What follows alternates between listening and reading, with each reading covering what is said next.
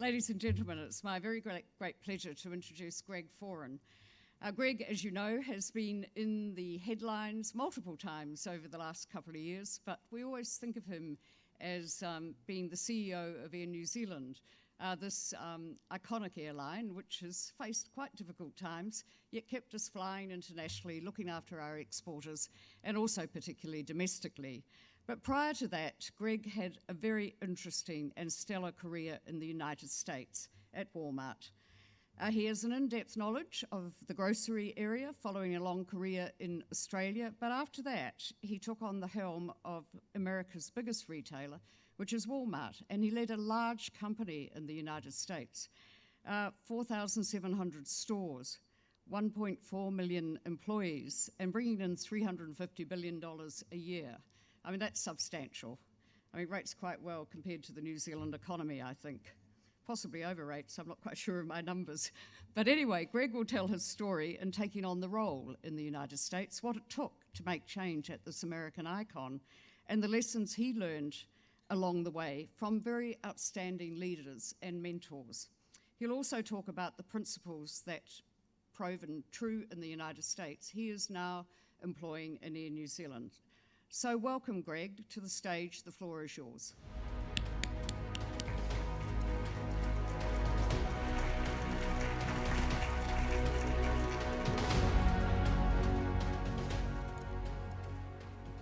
Good afternoon, and thank you, Fran. Thank you, Michael. Good to see you, and thank you, everyone, for being here.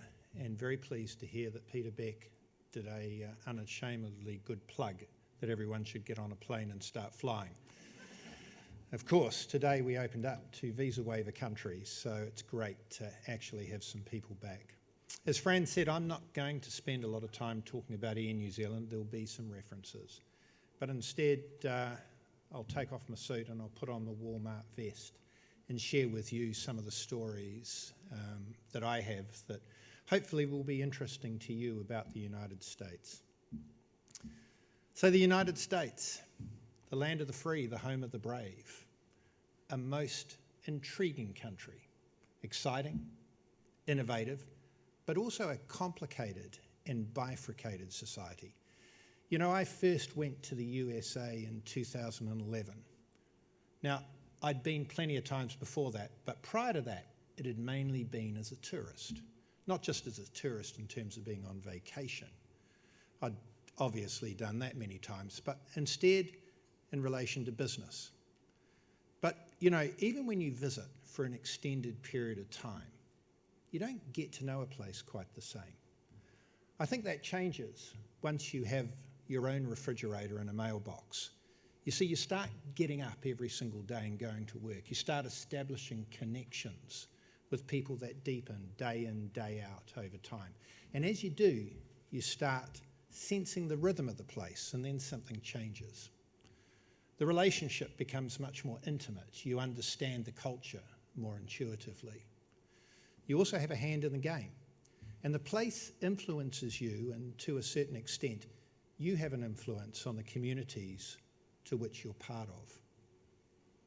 Now, the United States is an enormous country. From east to west, north to south, it covers 6 time zones. It's home to over 350 million people, and most of them are immigrants. And it's got a tapestry of cultures, of religions, mostly held together by a belief in liberty. Liberty from lawmakers, liberty from leaders, even liberty from one another. And so in a sense, it's a contradiction. The United States' sense of unity is rooted to a very great extent in a fierce spirit of independence. The independence of freedoms of the individual. And you know, on and off over the best part of a decade, I got to see the country through the eyes of Middle America, where frankly is where most of the population lives. And these are the places that tourists seldom venture. Liberal Kansas, Meridian, Mississippi, New Iberia, Louisiana. And in these communities, which are mostly small and middle-sized towns, there are usually 2 common meeting places. One is a local church, and the other is a store that covers 4 acres on a 25-acre site, Walmart. And these two places typically reflect the heartbeat of the community, and taken together, they reflect the spirit and the mindset of the country. Now, very early on when I joined Walmart, 2 aspects struck me. First, there was a lot more poverty in Middle America than I ever imagined. And second, a lot of those people on the breadline shopped at Walmart. And because of the job I had, I got to know our core customer, which is to say, in a very real sense, I got to know America. My American education actually began many years before that. And like many interesting journeys do, it began by accident. You see, it was late 1992 and I was on a Qantas plane on a trip to Seoul to buy pet accessories because I was working as a buyer for Woolworths here in New Zealand. And as I was walking through the airport, I spied a book. Amazon hadn't started by then, so we all used to grab the paperbacks. It was called Made in America. It was written by Samuel M. Walton, the founder of Walmart. And it is a story of a true pioneer, an entrepreneur, a man with a dream and a purpose that was both beautiful in its simplicity and bold in its ambitions. Now, it turns out that Sam had passed away only 2 weeks before. President George Bush, the senior Bush that is, had decided that he would go to Bentonville just before Sam had passed, and he presented Sam with the Presidential Medal of Freedom. In his speech accepting the award, Sam summarised the Walmart vision that he'd been building for over the 30 years since he'd founded the company. He said, if we work together, we'll lower the cost of living for everyone, and we're going to give the world an opportunity to see what it's like to save and have a better life. Now, I began reading the book on the first leg of the flight to Sydney on Air New Zealand and continued reading on the next leg from Sydney to Seoul. And it was on the second part of this journey that a man with an American accent leaned across from his seat and asked me if I was enjoying the read.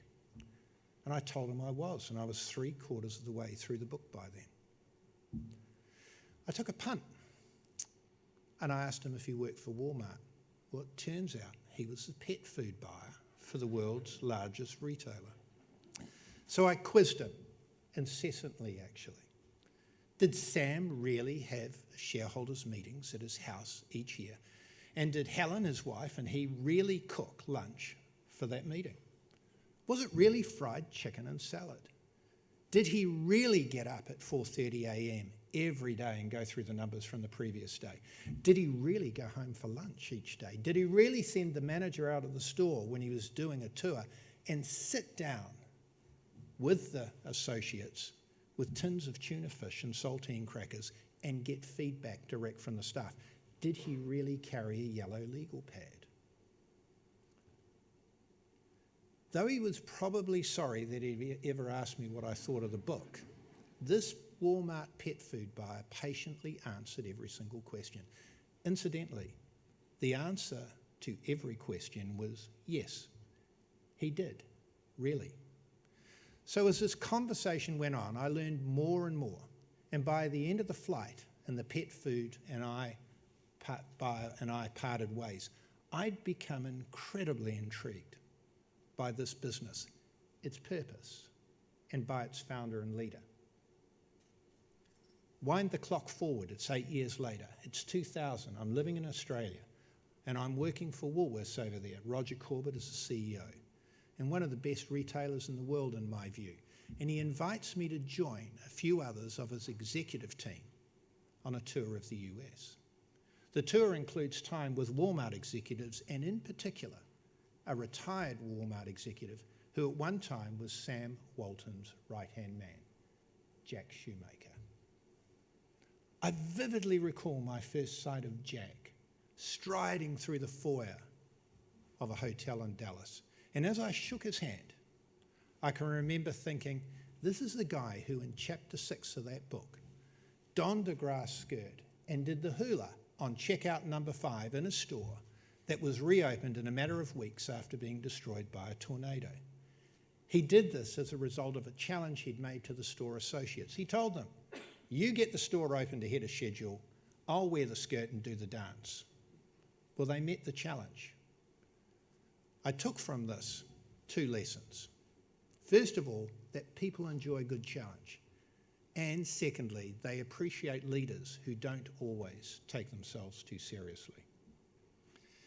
You know, as I got to know Jack, he took me under his wing. He taught me, he encouraged me on my very first day as CEO of Dick Smith Electronics, the subsidiary of Woolworths. He writes on the whiteboard in the boardroom, "The only sustainable competitive advantage is speed." Oh, how true that statement has turned out to be. It only took a day before I'd copied him and I had a BlackBerry on my belt.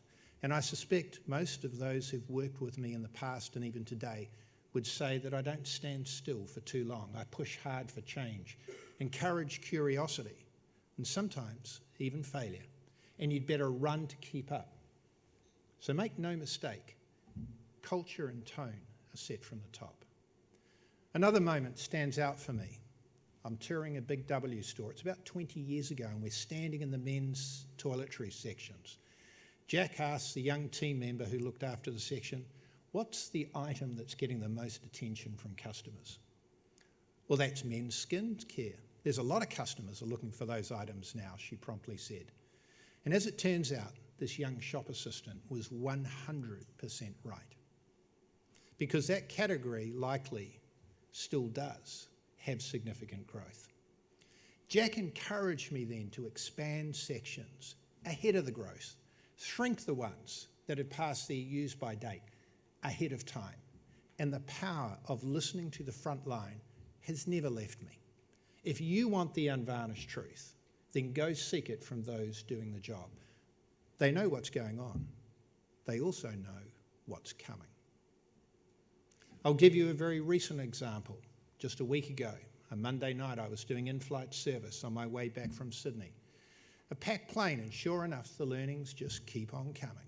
Now, the good news is we had enough beef and chicken, and we didn't even run out of the vegetarian pasta.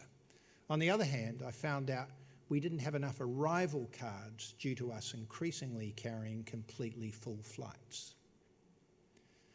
Now back with Jack in Walmart. Another recollection I have is visiting a host of stores in the US with him and dissecting competitors, only with a view to understanding what they did better than us. That's right, what they did better than us. And as we left each store, he'd ask me what I saw that was ahead of what we ever did. And if I didn't pick up on all the components, he'd point them out to me. "Did you see that woman's hosiery layout and unit? Wasn't it outstanding? How about the way they displayed the leafy greens and fruit and veg? What about the size of the price points in the action aisle?" He had little to no interest in me espousing what I thought we were superior in. Now, this was also something Sam Walton was famous for doing, and then shamelessly adopting the best ideas for his own stores. This is another lesson that stuck with me, which is why I flew back last week on a Singapore Airlines flight. I wanted to see what they're doing better than us. Most importantly, Jack challenged me. The fact is, I think he relished taking me out of my comfort zone, educating me that great leaders don't just need to manage feeling uncomfortable. They actually need to be comfortable being uncomfortable.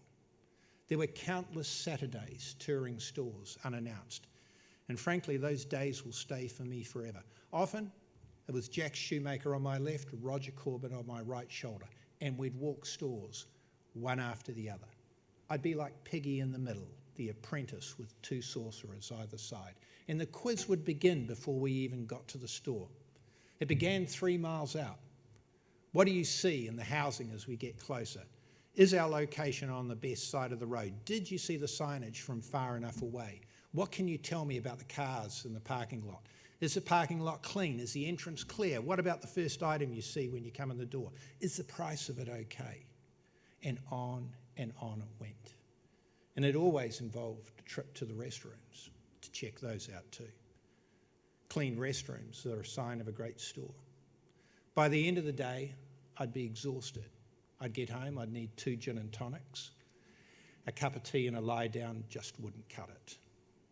But wow, did I learn, and fast. Quite frankly, over that decade before Jack passed, I received firsthand a graduate level university course, not just in retail, but in leadership. And those lessons haven't left me at Air New Zealand. I don't do what I do on the front line for a PR exercise. I don't care much for that. I do it to learn to understand what exactly we need to do to get fixed, and in what order, to make change. You know, when you serve on a domestic plane and you get asked for a gluten-free offer and you can't provide one, then you better take notice. If you're doing Korowau, Wellington to Auckland, and you run out of cheese plates on row 17 and the customers tell you, hey, it always happens if you sit in the middle of the plane because we serve from both ends first, then you must act. In many cases, this is a cultural shift, and that's hard work, no shortcuts. These lessons all happened while Jack was consulting to Woolworths. I'd see him about 4 times a year, and always 1 or 2 of those would be in the US, often in Bentonville, where he lived and where Walmart's based. The next phase for me began in 2011. I'd missed out on the Woolies CEO job, and Walmart rang me up. Hey, we don't have a proper job for you, but you know, something will come up. It always does. And we've got so much going on, they said. I took the plunge. I went forward on trust that something would happen, and it did. After about 4 months, an opportunity in China came up. There were some compliance issues that had led to multiple store lockdowns in Chongqing by the government. US companies should know better, the authorities stated, and they were right. 2.5 years after that, Walmart asked me to run the Asia region. So I went from Shenzhen to Hong Kong. We'd hardly finished unpacking, and 6 months after that, I went off to the US business. And so I arrive in Arkansas, northwest Arkansas to be precise, almost the middle of America, a flyover state, as many refer to it. But it is home to Tyson Chicken, to JB Hunt Trucking, and Walmart. And here I am, 1.4 million associates or staff, 350 billion in revenue, profit in excess of 20 billion, and it's a jewel in the crown of Walmart Incorporated. But the business had stalled. Sales were flat to negative, associates were dispirited, and while I'm trying to get my arms around this, I'm also learning to say trash instead of rubbish, restrooms instead of toilets, parking lots instead of car parks, and routes instead of routes. In some ways, coming to the US from China made the Americanness of America even more pronounced. And I experienced this in my first days as CEO, which was spent at the annual holiday meeting. Now, this holiday meeting is not what it sounds like. It takes place in August. And the purpose of the meeting is for people who run the stores, they all come together, to look at all the merchandise that's going to be highlighted during the upcoming holiday season. And that year's meeting took place in Denver, Colorado. So I flew to Denver on the company jet with my own security. And in addition to walking the conference centre hall, my main job was to stand in front of 7,000 store managers, buyers, support staff and others to introduce myself, share some wisdom. Now that's a lot of people looking at you, expecting you to lead them. The main session is quite a production. During it, some of my direct reports do presentations, and there were a series of big-name celebrities, musical acts brought in to get this conference pumping away. And I was set to be last on stage, close the whole thing out. I did my best to share some initial thoughts and maybe give them, you know, what I thought were 1 or 2 bits of wisdom. And I concluded with a challenge. Now, I don't think anyone who was there that day could tell you what those bits of wisdom were, but I bet you everyone who was there, and even some who weren't, who could tell you what the challenge was. You see, I asked every one of those 7,000 people to send me 3 ideas on how they and their team were going to drive sales for the holidays. I'd already learnt that Christmas was a no-go term. And then 3 areas where they thought management had cut muscle instead of fat in a quest to deliver a bottom line result for the business. What were the cuts that had been taken? And how had that impacted our customers and our associates? Well, that turned out to be a pretty good idea, because before I left the stage, I could feel the phone vibrating in my pocket. Those emails were starting to come in. You see, I ended up with 2,600 of them from stores, classified, if you like, into 3 groups. You see, group 1 were out of the blocks immediately. They were emailing me while I was still on stage, telling me in no uncertain terms that the previous administration had deleted the toilet seat covers in the restrooms, had removed the contractor to sweep the parking lots, and now expected managers to keep it clean while keeping the shelves stocked and making sure the customers were being seen to. And to top it off, they'd cut the wages so low they couldn't hire any staff or retain the ones they had. Now, the second group, they came in the following week. They were a bit more considered. These people had decided to head back to their stores and discuss it with their teams. And so they responded with a lengthy, more detailed reply. A few weeks later, the emails started coming in from the third group. Now, this group had waited to see what had happened with groups 1 and 2. And these were the long-serving 30, 40-year veterans with Walmart. They were suspicious of broken promises, so they'd waited until the word had spread that I was responding individually to every email, personally. Ever woken up to 475 emails in your inbox and then commit to responding to each one, ideally by the end of the day? Well, it's daunting, but I can tell you that this last set were pure gold, because they were the unvarnished truth on the business. Candace screamed from every page, and trust me, they got into detail. These were 3 to 4 page long emails that gave me a terrific insight on what needed to be done, in what order and when. Now, incidentally, I followed that exact approach at Air New Zealand and then was introduced to COVID on the exact day that I started. Perfect timing, hey? Regardless, this approach formed the start of what would become 2 important pillars on how I would go about transformation that was required in Walmart US and the same in Air New Zealand. The first is that, as Peter Drucker, the management guru, has said, culture eats strategy for breakfast. Now, fortunately, Walmart was grounded in a strong culture of no-nonsense candour. Sam Walton had instilled that in his company from the very beginning. Go right to the front lines, get the real story from the people who do the work. Of course, as you move out generations from the founder, that culture can and does get diluted. So it takes hard work, sometimes uncomfortable work, to maintain and strengthen that culture.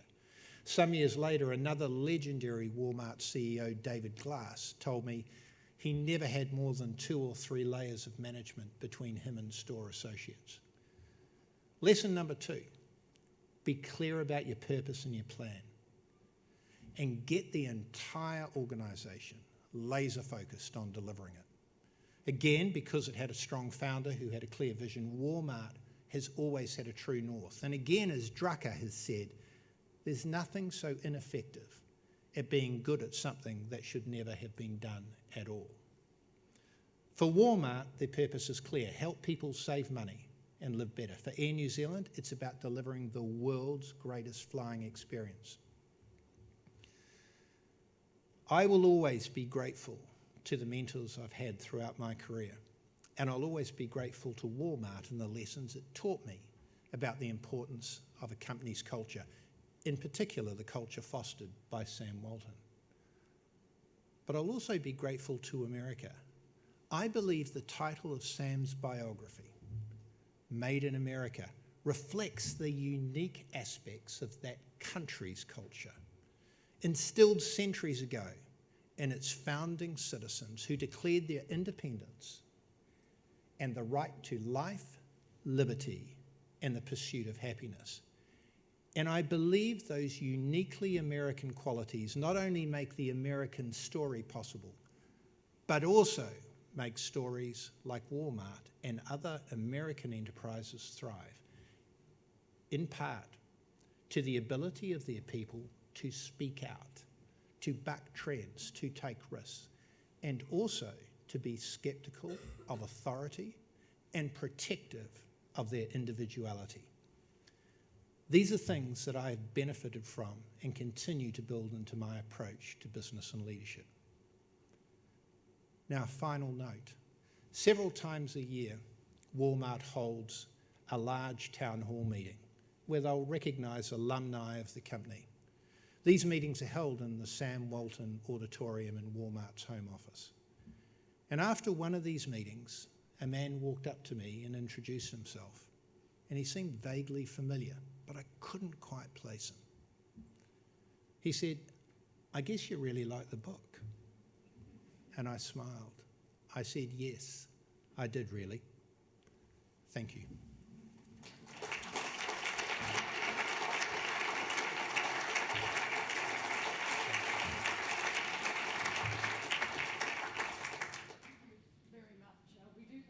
For a few questions, and I do hope they keep coming. Look, that was a fabulous masterclass. What I'm interested in,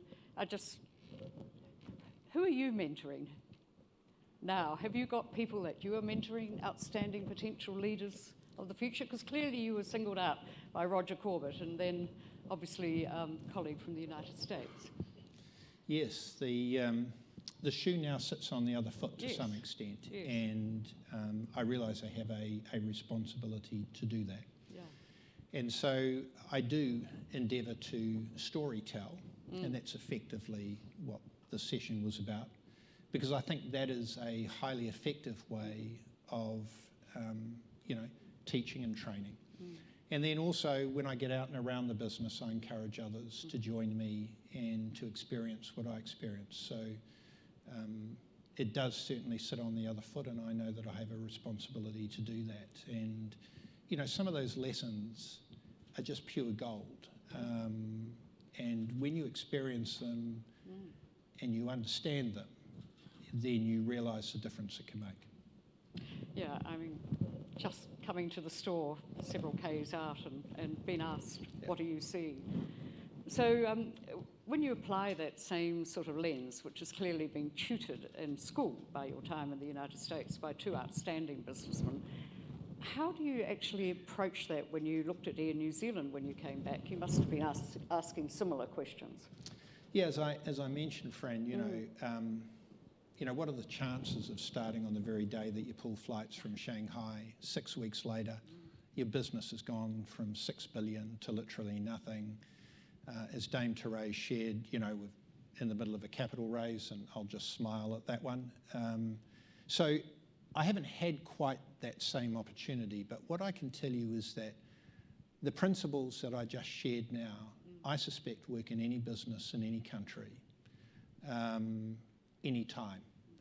And, as recently as yesterday, I was out with Matt, who's here today, and we were out getting ready to do this press conference on the lamp testing, which Minister Verrill announced yesterday. So it's, 8 o'clock Sunday morning, and Matt and I are out there and we're getting ready to do this press conference. And Matt had arrived just before me, and he was talking to some of the staff, and they were talking about the automatic baggage system in international, and the fact that 4 of the units were down out of 13. And another device called a Kentucky was broken. And, the frustration that I have that here we are restarting, and we've still got lots and lots of things to do. And by the way, that was a problem before COVID. Yeah. So these lessons apply, they're as relevant in an airline as what they were in a retail store. We've got some interesting questions from the floor. And I'll start with one at the bottom from Stuart Wilson from Endace, which says, "Welcome back, Greg. What do you consider the most important factor in culture change?" That's a great question and a tough one. The most important factor.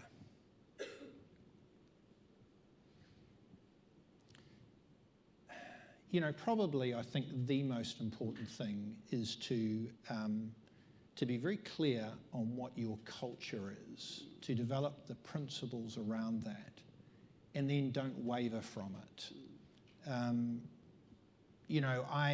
I'll give you a very quick story and example. I know we're running short of time, but to give you a sense of it. You heard me mention David Glass in that story. David took over after Sam had passed, and David unfortunately passed himself only a couple of years ago. But I would go round every 6 months and I'd meet with David, and he was 80, 82 years of age, just so wise and so much experience. And I can remember getting into a conversation with him one day. We were just over a cup of coffee at his place, and he said to me, he can remember sitting there, and he'd just taken over the business. There was a meeting, executive was sitting up the front.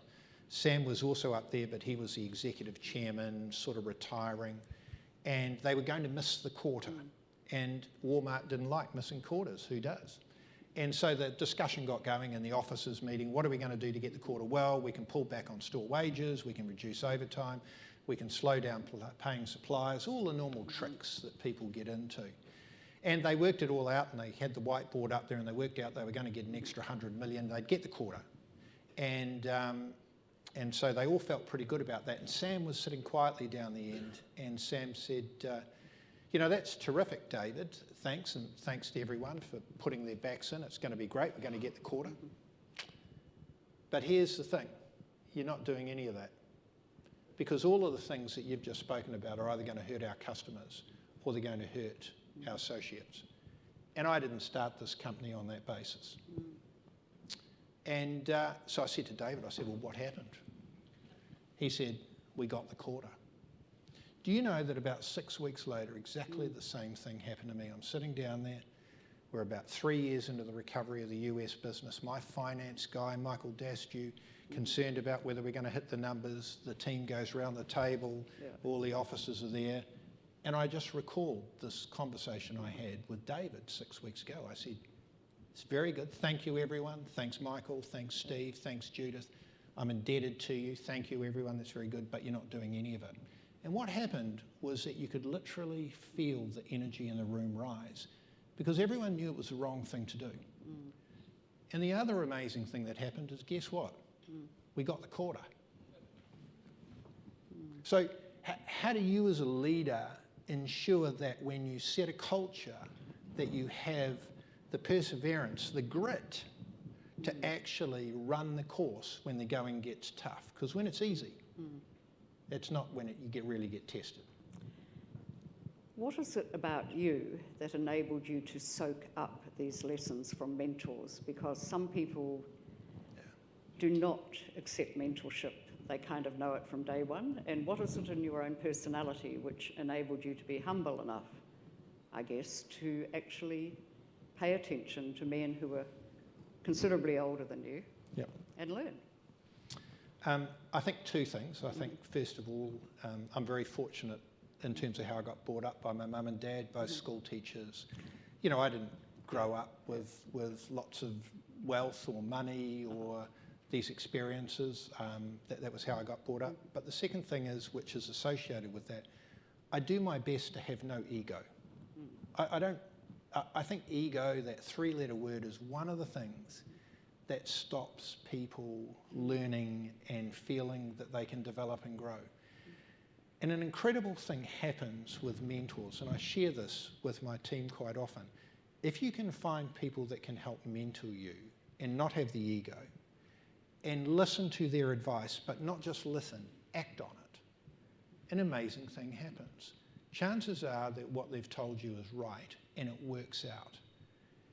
And then they are encouraged to give you more advice. So I worked out pretty early on that if I listen to Jack or listen to Roger or listen to Paul, who helps me a lot, or Charlie, and these are people who I keep close to me, and I don't have any ego, I haven't got all the answers, help me with the answers, and then I do it, they get encouraged by the fact that I took action, and then they say, well, that worked, here's another idea. You came to Air New Zealand and were confronted with a crisis very quickly. Did you have anyone you could call on that was experienced in the industry to help you through what must have been actually quite devastating? Yeah, it was. Yeah. And challenging, because I had a lot of changes also with the executive team and all the other things. So once again, I've got a friend in Australia. I actually caught up with him the first time in a year. last week. He was able to fly over and I had dinner with him. And he happened to be very friendly with a chap called Sir Rod Eddington. Oh, yeah. And Sir Rod had grown up in Cathay Pacific. I'd heard of Sir Rod, but I'd never ever met him. And when I got the job in Air New Zealand, my friend David had said, you know, look, I've got a mate of mine that I went to school with and I still stay in touch with, Rod Eddington. You know, maybe at some point you should get in touch with him. Well, I don't wait for those things. I immediately emailed Rod. I got his email address and said, you know, look, if you're ever around, I'd love to catch up. And so we did end up actually catching up before the whole world shut down. It was in that first week. He was actually over here visiting his son. And he said, look, I'm free in the afternoon. Can I catch up? So I still talk to Rod quite regularly. And this is a guy who's a Wikipedia on airlines. And so I can say to him, Rod, you know, what do you think I should do with these wide-bodied planes? Put them in the desert, he said. Everyone's going to tell him to keep them here, keep them warm. It's all going to be over in 5 minutes. Put them in the desert. Rod, what do you think I should do about how many types of planes? Listen, you're a small airline, simplify your business. And it's that sort of thing that, you know, the clarity, the simplicity on the far side of complexity that allows you to move forward. Thank you. Your leadership is from the floor, from Claire Rostoff, I think. Sorry, I can't quite see it. Your leadership is globally recognised, a kind leader with assertive and clear direction that inspires others to join you in the journey. How do you lead? Situationally, I guess, is the way that I think most of us will tend to lead. As a general principle, I like to build trust. I like to bring people on the journey. I'm a great believer in, you know, show me I see, tell me I hear, involve me, I understand. But there are times, situationally, where you need to adopt slightly different styles, and as long as you signal that clearly, then that's fine. You know, I can tell you at the moment, the thing that keeps me awake the most at the moment with Air New Zealand is restarting this business. Now, a few weeks ago it was a capital raise, but at the moment it's restarting the business. And, you know, it's tough with an airline. It's this massive jigsaw puzzle with 5,000 pieces. And most importantly, it's got to get done safely. So unashamedly, there are times when I will be quite blunt and candid now about you must be safe. In fact, a message that I've sent out today to the entire business is to say, if you see something happening unsafe in our airline right now, you can stop it. Just stop the airline. I've got your back. And the response? Well, that's a weekly note that I send out to all the team. Zelda, who looks after me wonderfully, she'll let me know how that's landed. Look, two quick questions to answer for, which are quite disparate. What does Singapore Airlines do better than Air New Zealand? Do you know there was a risk when I wrote that line in there? I knew I was going to get that question, and I appreciate you leaving it till there's 3 minutes, 2 minutes 59 left. Oh, you're not getting away with the answer. The answer is quite a lot, to be honest. And you know, I am known for being reasonably unvarnished and candid.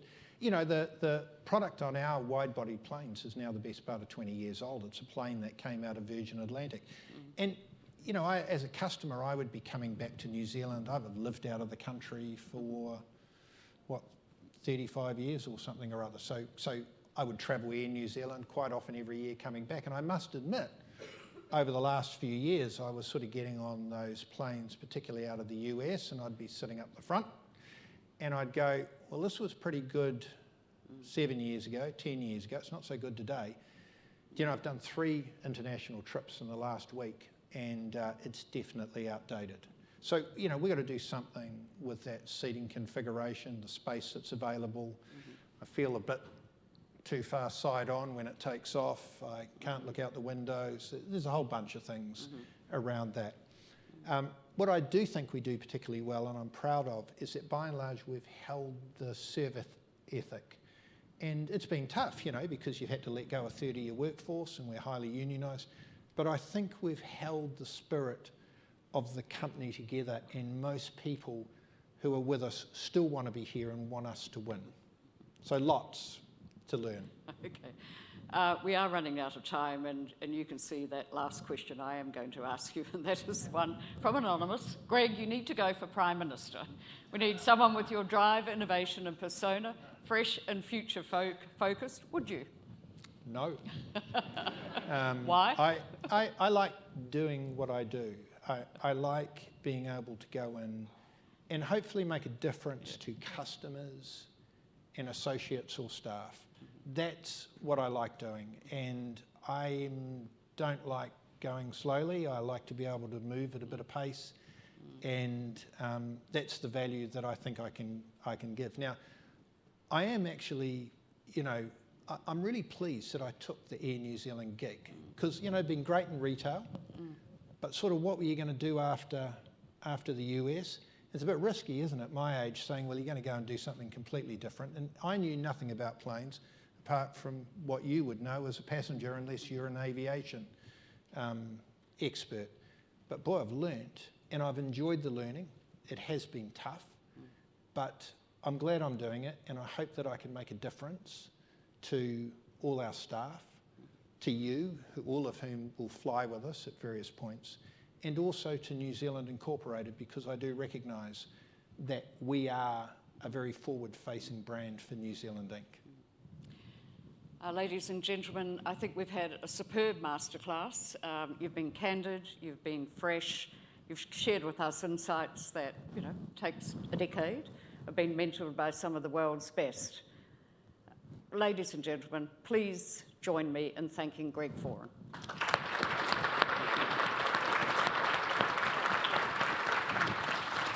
That was excellent. Thank you. Thanks very much, Fran and Greg. I could see how absorbed everyone was in your keynote there, because there were no questions coming through on Slido till the very end, and then there was a flood of questions. And that one of those last comments I saw come through asking Greg, when are you writing your book? So perhaps put some thought into that. I'm sure it'll be a bestseller. It's now time to break for lunch and for networking. We will be starting back in here at 1:30, where we'll continue that space conversation with the New Zealand Space Agency and with WISC. So enjoy lunch, and we'll see you back in here soon.